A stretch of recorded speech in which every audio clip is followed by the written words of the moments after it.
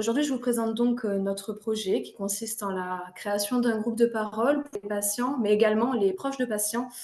ayant vécu un séjour en réanimation.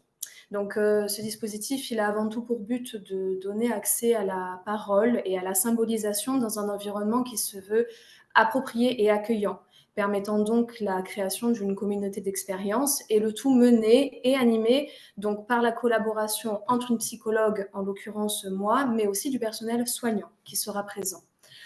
Concernant la population accueillie, pour les ex-patients ayant vécu le coma notamment, l'idée c'est vraiment de pouvoir proposer dans l'après-coup un espace de parole qui laisse la possibilité d'élaborer cette expérience souvent traumatique de la réanimation, mais aussi d'aborder les conséquences de cet événement sur la qualité de vie après l'hospitalisation pour ces ex-patients.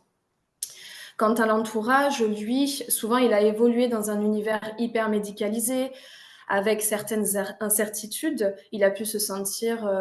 cet entourage impuissant, ne disposant pas des connaissances nécessaires à la pleine compréhension de l'expérience de réanimation, mais aussi ils se trouvent parfois démunis face au retentissement sur le quotidien de leurs proches après cette hospitalisation. Donc pour nous, il nous paraît essentiel de faire se rencontrer ces récits des ex-patients, mais aussi les récits des familles à la lumière de la réalité des soins en réanimation.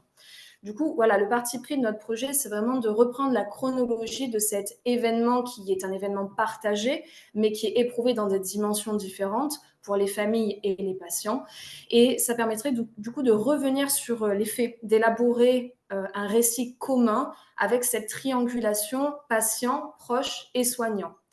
Ce projet, il a pour ambition de rompre avec un sentiment de solitude, de soulager évidemment les états de souffrance liés à cet événement de vie extrême que constitue à la fois le coma, mais aussi le passage en réanimation.